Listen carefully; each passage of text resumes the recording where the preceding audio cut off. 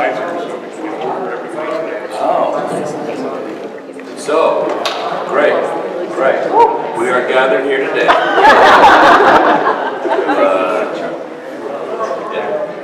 I'm the translator who doesn't know these Oh, yeah. Right. Ghostbusters. Are you excited for the new one? I can't wait. You see the trailer? No. They released a new trailer the other day. Oh, wow. Yeah. Hello? Can anyone? Little bit. Does that work? Sound guys like. All right. Well, great.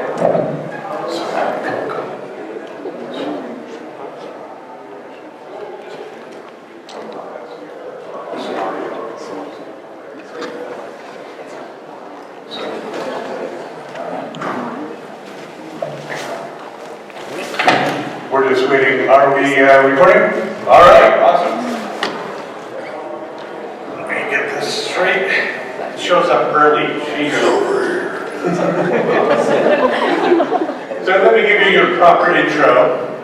I think you know Ross Marquand. He's been in a little show called The Walking Dead, 115 episodes.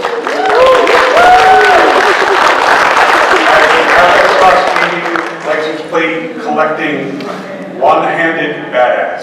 I gotta tell you, his character has changed so much.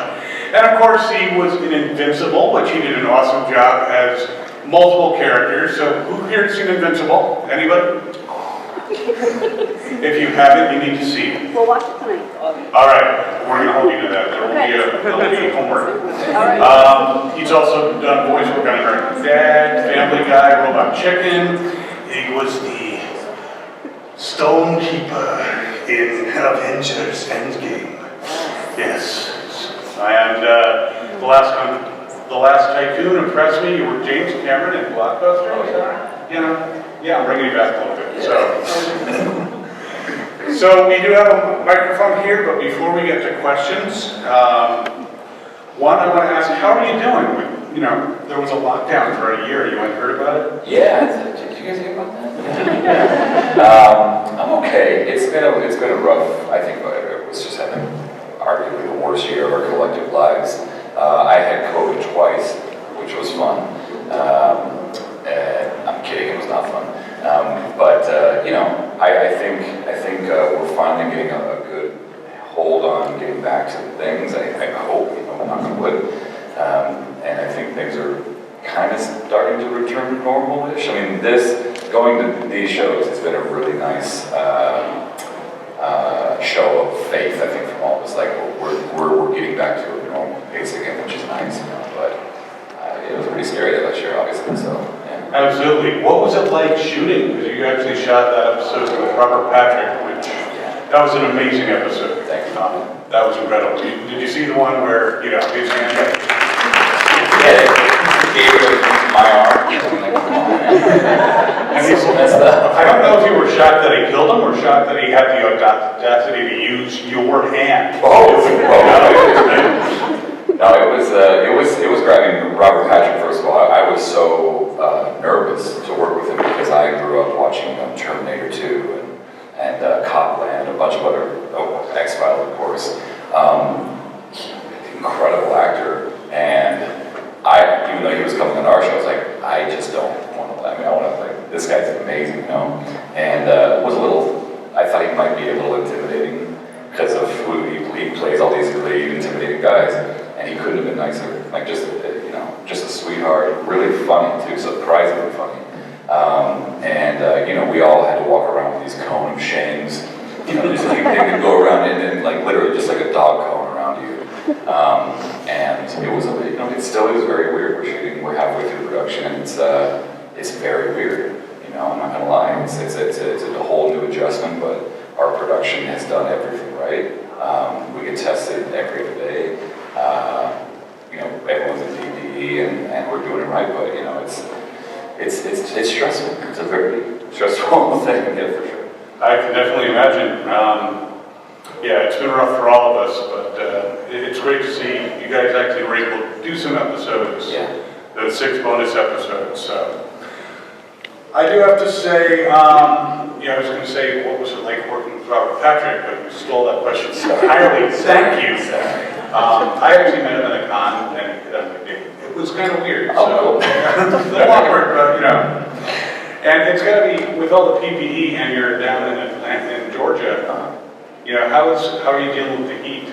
Oh, I mean, I feel so bad I always feel bad for the extras who play our walkers because they're wearing, an obscene amount of latex and layers, and you're just marinating in your own sweat, essentially, 12 hours a day.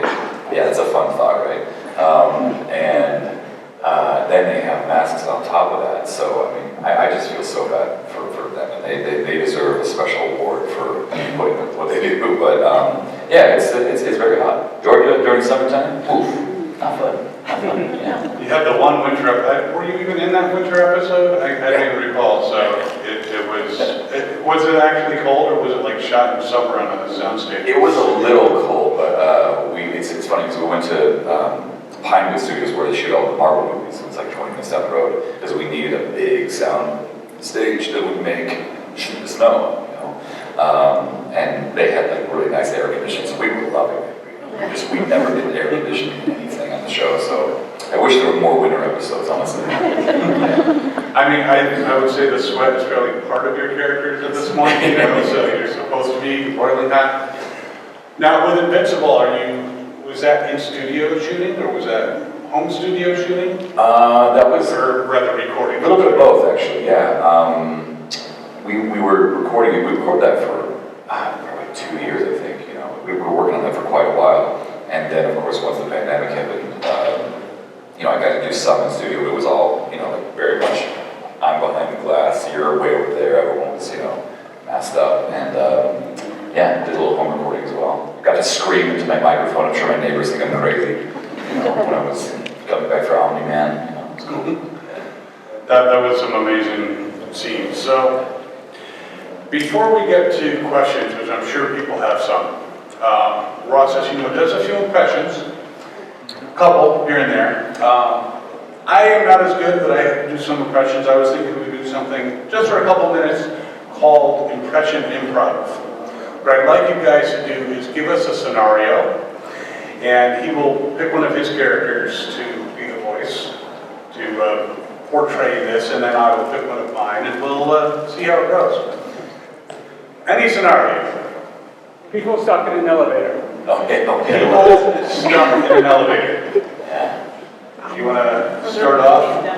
Yeah, oh yeah. Do we introduce which character he plays? That's up to you. I mean, who did you have in mind? Your breath hits amazing. Right, okay, cool, yeah, I'll do that. What do you want to do?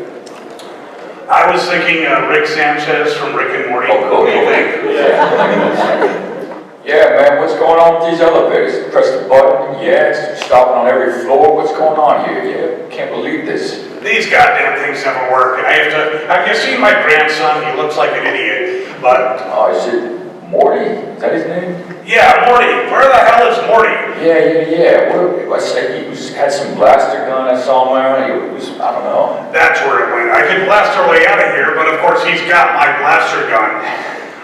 Do you have a toothpick and maybe a paper clip? I can get us out of here. What am I, MacGyver? Come on, what? Well, didn't you play him? You look a lot like him. Sheesh.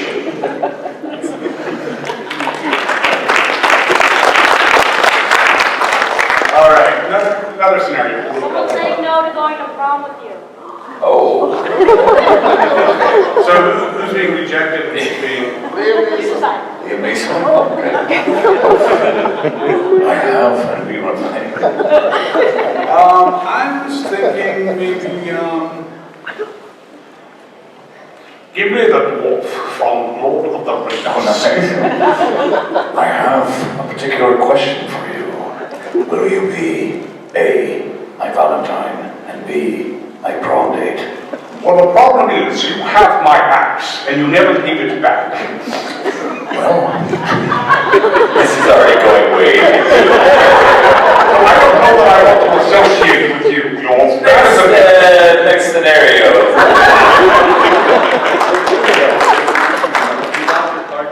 Lost your car keys? Cool. Okay.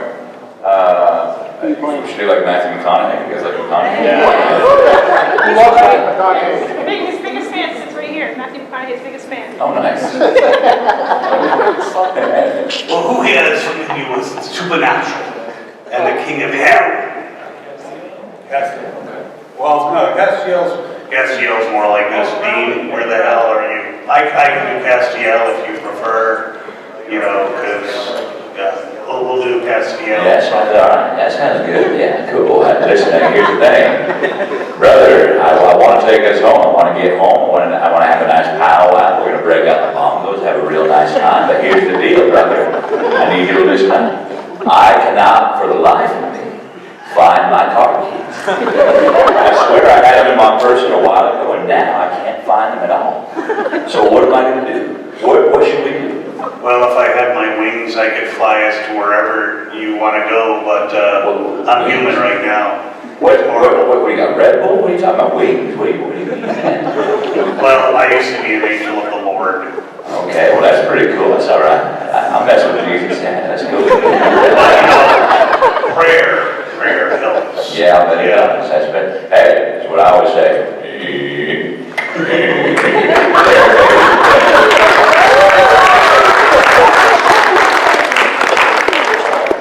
And we talked yesterday, I think maybe it was Friday, about doing a battle.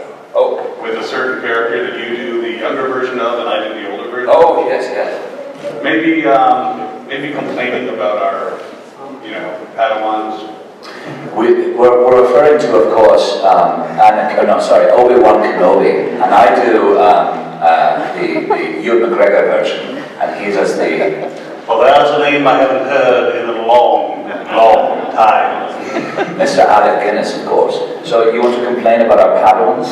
Well, I know that you're dealing with Anakin right now, and he complains about sand constantly. He does. It's absolutely ridiculous. He just doesn't like sand at all. I don't know what's his problem. Sand people this, sand people that. It's very annoying. Well, I think there must be a gene because his offspring also whine a lot. Wants to go to Toshi Station, just complains a lot. Kisses his sister. What? He kissed his own sister. Oh my. I probably should have told him that, no. It's a scandal, yes, of course. Well, I know it's acceptable in the southern part of Alderaan. And we're out. All right. Does anyone have any questions? Please come up to the mic. She's running. Did you scare somebody? I had one ready, but the problem is it was all about his impressions, and I feel like you kind of got into that already. So if I can be a little bit selfish and ask a two-part question here. I've noticed in all of your impressions you have to do the mannerisms, the hand movements, the breath, the shark swimming in the water, everything I can't do. But watching you do those, can you do the voice accurately? Do you have to fully get into character to be able to do it? I mean, if I have to be like in a confined booth and I can't really use my hands, I suppose I probably could. But even then, I feel like a little bit of exertion, like his, like Gandolfini, for example, like he talks. It's like his neck was like. You have to bring it down. Exactly. Yeah. Because like his windpipe is actually being like choked out a little bit. It's like, so if you try to do Gandolfini up here, it's going to sound like this, but if you do it this, hey, what are you doing? I'm breaking your legs, come here. It sounds so much better when you sit forward like that. Yeah. So yeah, it just depends on you guys. So we do this stupid podcast that no one's ever heard of, but every time we do an impression on it, we do a video version of it, and I never noticed until we watch it back that I'm doing the same thing. And it's totally involuntary. My hands just start going. Yeah. So we ask people desert island questions a lot. So if you were trapped on a desert island with 3 of your impressions, which 3 would you choose? I do like Michael Caine. Michael Caine just sounds very pleasing to me. Yeah, so if I'm trapped on a desert island and I can only talk to myself for 3 So it's like the video when you go out to your apartment and you're talking your impressions, you're stuck with 3 of your impressions on a desert island. You gotta pick 3. But the actual people that he's doing. No, whatever. This can be some low-key variant versions of himself. So it can be Michael Caine, Galifianakis, John Cena, whatever he wants. Who's your favorite 3 impressions you do? I mean, I do love Michael Caine. And someone taught me the way to do Michael Caine just by saying my cocaine. That's my cocaine. That's my cocaine right there. I do like Matthew McConaughey a lot. I think that's just like. It's such a soothing voice. You You can talk about anything. Yeah, cool. We got lights above, table right here, coffee, microphone. All right. I just like Ross Marquand with Matthew McConaughey and Michael Caine on an island. Who's our fourth? Man. I think I do like. Trying to think of who I like Jason Statham a lot. I don't know, Steve. Oh yeah, Jason Statham, right, a transporter. Right, I'm going to transport you from here to there, and you're going to like it. So anyway, you as well, this was an impression, you made him perform like a trained monkey. So some of them I can do a voice impression. My counterpart over here does better impressions than I do. Are you familiar with the show Aqua Teen Hunger Force? No, of course you can. Hello, fella, what should I was being so mean to me?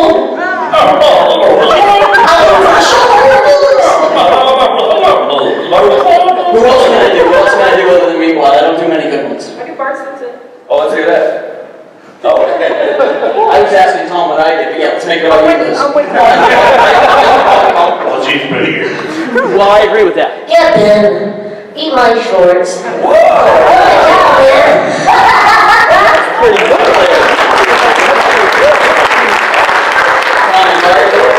I'm not doing Trump. There's not a chance you're getting me to do Trump right now. Nice try. The camera, he thinks I'm that stupid.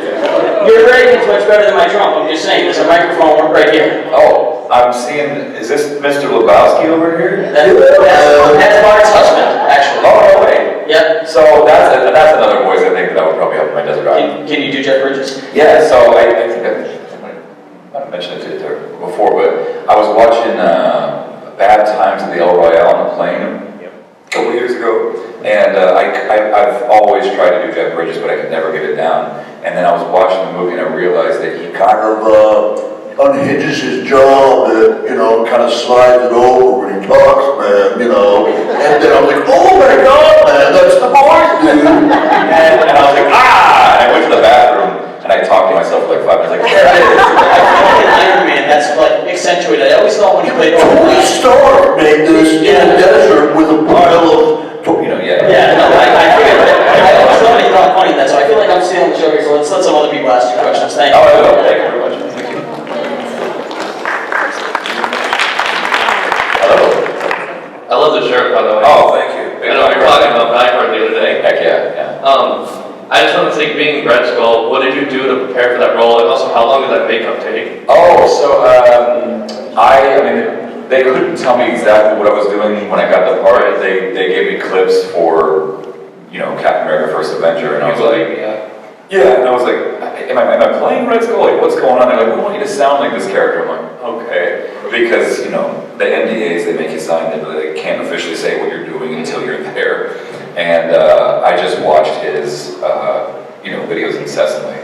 And then I got there, and the Russo brothers were like, we don't want you to do the exact impression of what he did. We want you to infuse it with like a more wizened, kind of broken man. He's very wise like Yoda. And they're like, Yoda meets Red Skull. And I was like, oh, okay. Yes.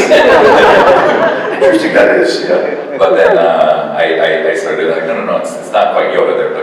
They're like, toss that away. Just like, he broke. And I was like, oh, got it, okay. So, and then the makeup was just, they used these, kind of like a specialized like paint pen almost. And so I just shaved my face, which I was very upset about. And then they put the dots, it's very specific quadrants all over your face. There's about 15. Yeah. Josh Brolin, Mark Ruffalo, all of us who had augmentation, we all just had to wear these dots on our face, and you wear the motion capture suit that has like chips in it that chart your movement through where you are. And then you wear a camera that's on the top of your head, it just kind of hangs there like a proboscis, and it just shoots into your face, and then they can take off your face. And face off, okay. Took my face off. Any face off fans? No. I like that one face off fan. Nice. Thank you. All right. Thank you very much. Hello. Hello, how are you? Good, how are you? Good. Two things. One, Have you ever done any of the Twisted Tunes with that particular crew? And which one have you done? I've done quite a few actually, and of course you don't know him, and he and I've done a bunch of those together. So, Oh, yeah. Yeah. Okay, I thought I remembered you doing a couple, but I wasn't sure. I didn't get to ask you to take it. Yeah, I think I've done like 6 or 7 of those, yeah. But, And two, and I'll get out of the way. We know Walking Dead is wrapping up, if you haven't wrapped up already. no. How do you feel about the show starting to wind down, both personally and as your character? How do you think all of that is? It's interesting because it's the show that saved me professionally and financially and otherwise. I really was, I had given up acting in June of 2014. I was done. I had a mountain of debt. I had $115,000 of debt and no way of getting out of it, it seemed like. And, I'd been out in LA for like 10 years and I thought, it's not gonna happen for me, and I'm very grateful to the show for being the thing that saved me from the poorhouse, I guess. But I think after 7 years of a show, I'm very grateful that we've had this much time and we're grateful to the fans for watching as long as we have. 11 years is incredible, honestly. But I think we're all kind of like, yeah, let's end it right. We're gonna 24 episodes to do it right. And then once it's done, there's gonna be spin-offs, there's gonna be movies. So this thing's gonna keep going for years to come. So I don't personally feel like it's gonna be a loss because it's gonna keep going in some way, shape, or form anyway. So yeah, there's probably gonna be 10, 15 more years of Walking Dead, honestly. So I think. As I say, I've been there from day one watching every episode, so, thank you. No, thank you. You're not too far gone. Oh, we gotta come back, we gotta get forward, yeah. I do feel that it's gotten to the point where there's so many characters, it's hard to really, concentrate. I think that's part of the reason why Tom Bain didn't get as much, time to display his martial arts skills, because there's so many characters that they have to showcase and involve in stories. So, but you've taken on the comic book Rick persona. Oh. Because he lost his hand in the comic book. He did. And the beard. The beard. All we gotta say is the beard. But please, Superman. Not that this was my question, but did you really lose a hand since?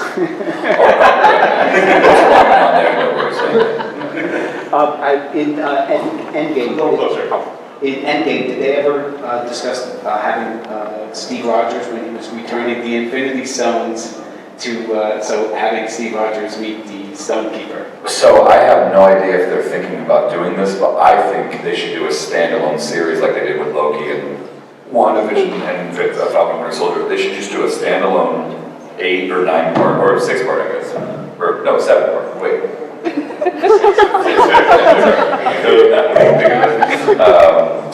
That would be amazing to every episode is Steve returning a different stone, or moving a different side.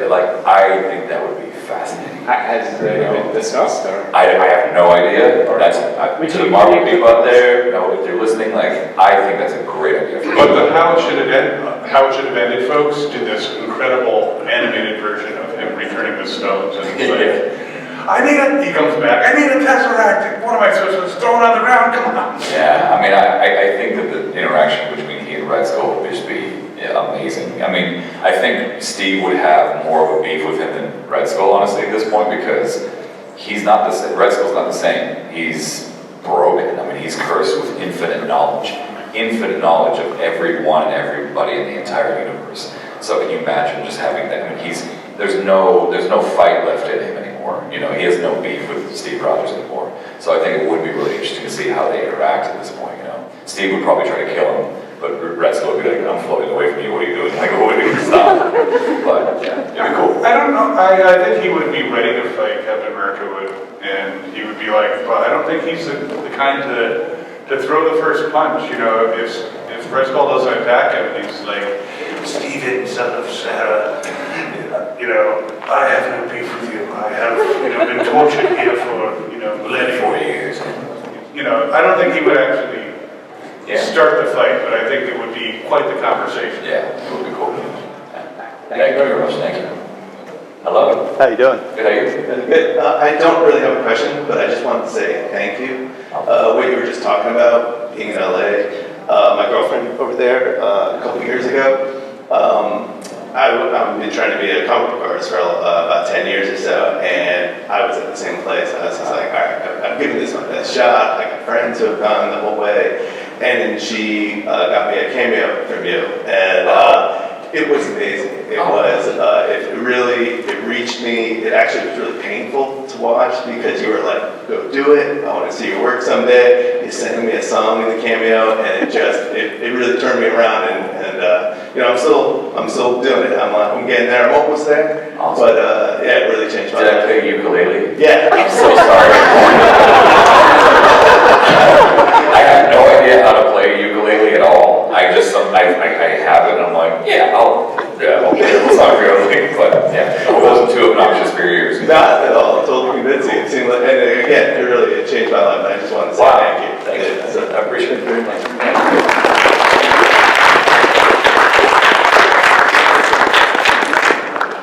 You never sang me a song. Oh, That hurt. how you doing? So if you do any of your own stunts, what's the most dangerous stunt you've ever done? And if you don't, what's the most dangerous you've ever witnessed? Oh, we definitely do most of our own stunts as best we can. Sometimes there are ones that they're like, you can't. But for the most part, I'd say like 95% of what you see on screen is us. God, I can't say because it's from this season. Yeah, we did something this season that was like pretty hairy, you know, but of the stuff that you've seen that I can talk about. Actually, the funny thing, I blew up my knee 2 years ago running after Alpha. We're just, it wasn't even like a big stunt. We were just, Carol was, running after her, and then we follow her and try to catch up.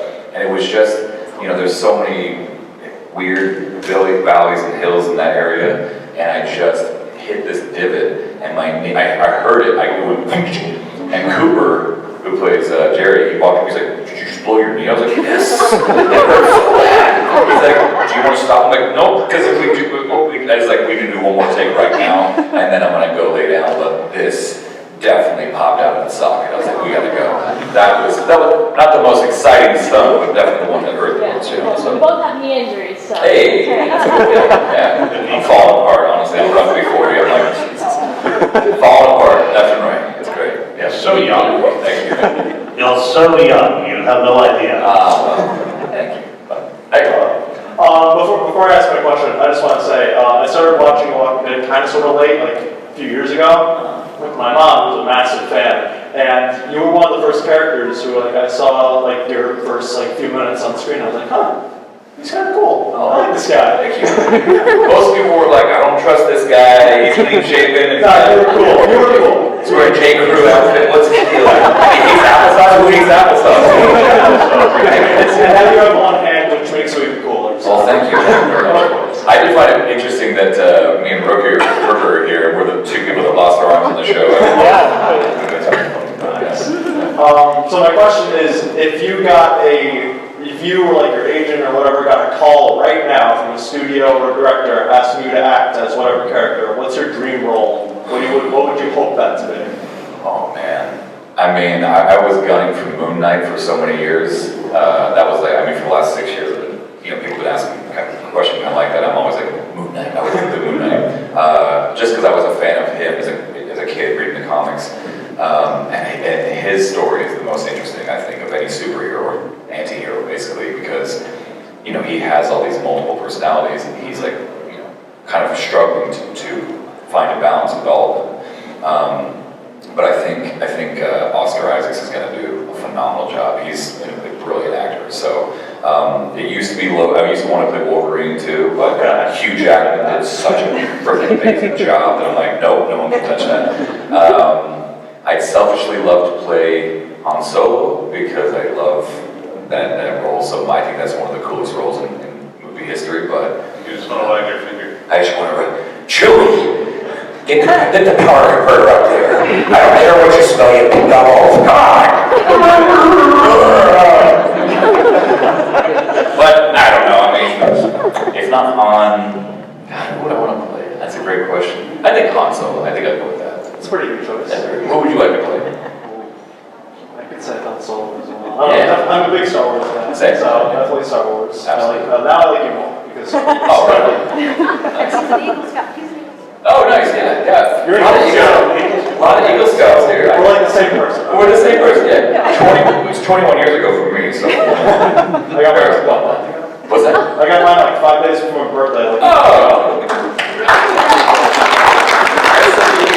Only 2% of people who join Scouting ever become Eagle Scouts. That's awesome, man. That's yeah, thank you. really awesome. Thank you so much. Yeah, of course. Thank you. No, thank you. Weren't you pressured by your family to become an Eagle Scout? It's like, you have no choice, you need to be an Eagle Scout. Yeah, but I'm glad they did, honestly, so. Get over here! You know, you're huge fans, Mark, huge fans. Oh, right. Yeah, I've been watching you since you started the show, and we're just huge fans. So the question that we have for you is, how did you, it seems like every character has an interesting story about how they got on The Walking Dead. How were you approached? How did you get your start on the show? Well, I auditioned for it 2 times prior. One, I think, was for the role of Gareth, the cannibal. Glad I didn't get that part. Cut short. Yeah, I mean, funny. And I was really bummed that I didn't get that because I thought Andrew did such an incredible job with that part, but I was like, oh man, that would have been great. And that and I auditioned for SNL, and I got close, but obviously no cigar. And once I bombed it in SNL, I didn't get that offer. I was like, I think I'm out. And I didn't audition for I want to say 5 or 6 months. I didn't audition at all. And I think my team had kind of moved on a little bit, and I was like, okay, I got it. Cool. It's not going to happen for me. Then I decided to give up acting and move to New York to become an artist and a writer. Probably even more poor than I already was. Yeah, I'm going to be an artist and writer. The nice thing about that was, and photography, because I love photography, but I said, with acting, you constantly have to prove that you're good enough for the job. Right. With writing and photography and art, you have all the tools you need. You take your pictures, you write your script, you whatever, and then you can just show people, and they're like, oh, I like that, or I don't like that. And it's less about auditioning and trying to prove yourself. It's like, this is my work, what do you think, yes or no, So I was excited about that, and then I basically was a month away from moving to New York, and I got the call from my manager, you want to go in for The Walking Dead tomorrow week? And I was like, oh, no, I think I'm good. And I was like, I've had so many rejections, I don't think I can go through that again. Sure, yeah. I said I want to go to New York on a high note. I want to not, go through that whole process of wanting something so bad, getting close, and then not getting it. And they pushed me to go. We really worked hard to get this audition for you 2 weeks ago. I was like, all right, I'll go. And I went there, and it's the only time I can honestly say that I didn't care about the outcome afterwards. I went there out of respect for my team and of the casting office, who were lovely, but I did not care about the outcome. And I think that's a great lesson for dating, for life in general, whatever it is. If you want something too much, the universe is like, stop. Right. Just stop, And the moment you're like, I had fun doing that, what's for lunch? Just release yourself from the expectation of what I won't be happy until I get this. Because then you find, oh, I got the thing, but it wasn't actually what I wanted, So you just have to release that. And I think that's when things fall into place, Excellent. Well, I'm so glad you got the ball. Me too, thank you. Thank you. I appreciate it. Yeah, actually, Ross was one of the 2 first actors that Uncanny felt like we ever interviewed. Oh, wow. And the other one was Seth Gilbert. Oh, So, and then they did an episode together. In New Jersey. Yeah, That's right, that's right. Monster Me. That's right. Well, we don't mention other cons. Mitch is looking at me. I have to write mine because every time that I'm in front of you, I get very nervous, happy nervous. So I'm kind of shaky right now, so just bear with me. This is my wife. Yes. She makes me sign everything as wifey. Yes. Okay. So it's a 2-part. Well, one is a question, and then another one is just a personal note. Okay. How does it make you honestly feel on a personal and professional level to know that millions of people will remember you as Aaron from The Walking Dead, despite of all the amazing characters you have performed? Like when people see you, they will say, look, there's Aaron from The Walking Dead. That's the question. And my personal note is that, and this is just a personal note as a big fan of yours, as you may probably know by now, no matter where life takes you after The Walking Dead, I want to thank you for being such a humble, down-to-earth person. Just very down-to-earth human being who makes all of us feeling comfortable and ecstatic to approach you. And we will immensely miss the show, and you, as Aaron wrote, without a doubt, I will always follow your career. We love you, Ross.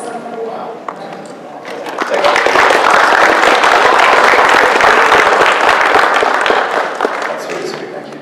I don't know how to follow up that. That's, Well, how did you ever be like Aaron forever? you know, there's such a responsibility to do these roles right, because there's, you know, the pre-existing source material of the comics. You want to make sure I'm getting Red Skull, I'm getting Invincible. Like, I was so nervous about each of these because you don't want to let the fans down. And professionally, personally, you just want to be perfect, and that's not possible, right? You know, you do your best, and you realize that at a certain point we're all human, we make mistakes, and that's been a big lesson for me. Is that I think the first few years I was in the show, I was so obsessed with saying everything right in interviews and doing everything right, that I lost all the enjoyment, and I burnt out a little bit, you know. So for me, I'm just trying to go into the last season with, like, you know, gratitude, obviously, first and foremost, for the opportunity that we all had working on this amazing show that will last for generations, you know. But ultimately, it's something I just have to do my best each day and learn each day, you know. And that's all we can do, right? So, Thank you. Thank you.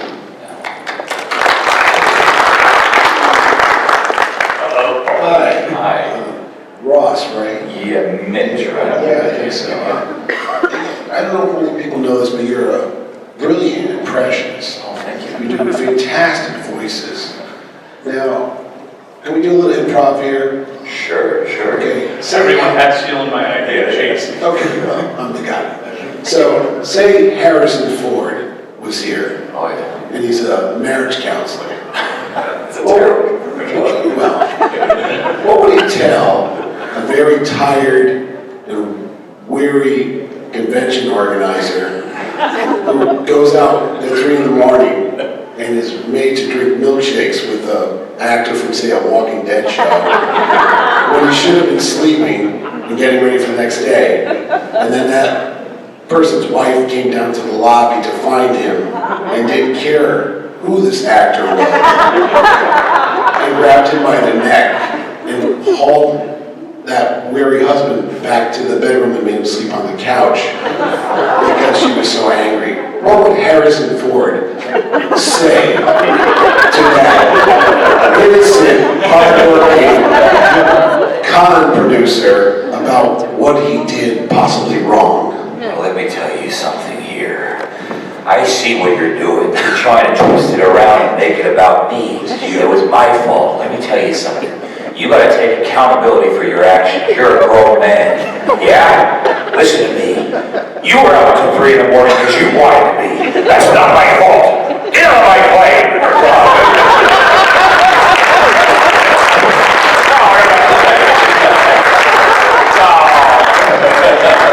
No, you're great. Just, you know, make it better. I'll just get us a flight home. Thanks, Mitch. Mine's not a little as elaborate as his, but I was wondering if you could do a Jack Torrance impression. Jack Torrance? Okay, I better put my head around for that. You guys Shining fans? Wait, I hope I didn't scare you off, Mitch. Okay, alright. Good luck with that. It's gonna make him sign a pop. Oh, gosh, alright. Wendy, I'm not gonna hurt you. I just want you to come back. Give me the bat, Wendy. Give me the bat, Wendy. Come on. I'm just gonna bash your head in. Sorry. Thanks so much.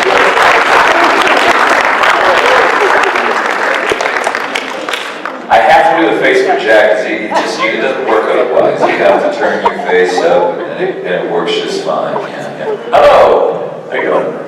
Good, how are you? Oh, you're a Patriots fan, huh? That I am. All right. Okay. Kind of the area for it, it's either, you No, know, I'm messing with you. New York or Boston. Little man has a quick question. Hey, what's up, man?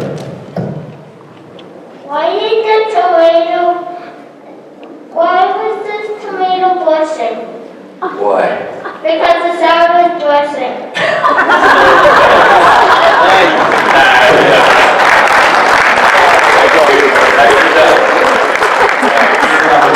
I know.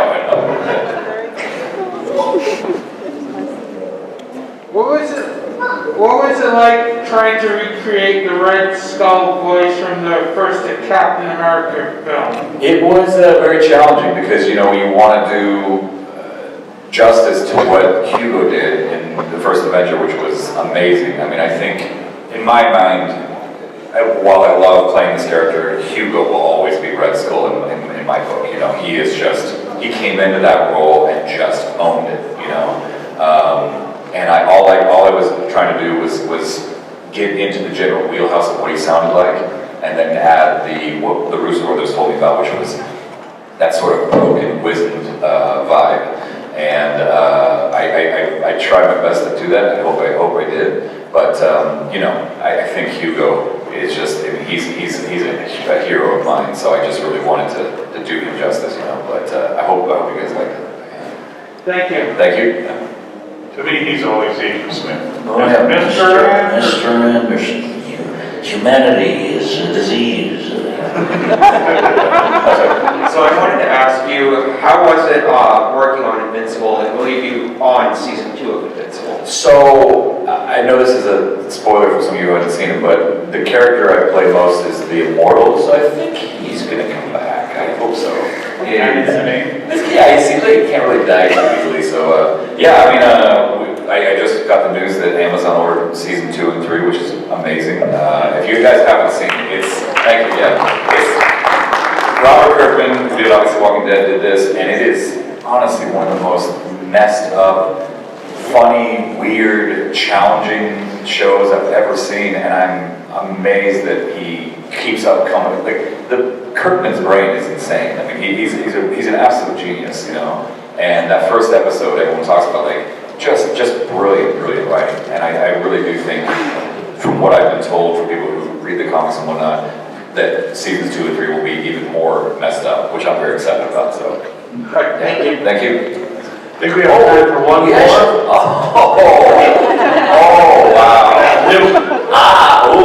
Wow. I think Jurassic Park. Yes.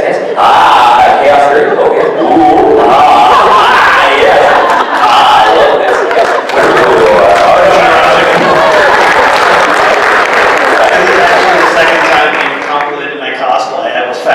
Yesterday. Oh, that's nice. Given the chance to play any Marvel superhero, or any superhero, doesn't have to be Marvel, DC, even obscure ones. And you can't just say Moon Knight. No holds barred the way you want it. What's your go-to? Moon Knight was my go-to, but now that I know that's not going to happen. Slapstick. Do you guys remember Slapstick? Yeah. Hey, thank you. Wow. Yes. You and I. So, in the early 90s, there was a character named Slapstick who was, it's very meta. So there's this, in the comic book, there's a comic book artist who creates this character, Slapstick, and somehow he gets infused in this character. He can't die. He was in the Deadpool series a lot. He got introduced in Deadpool.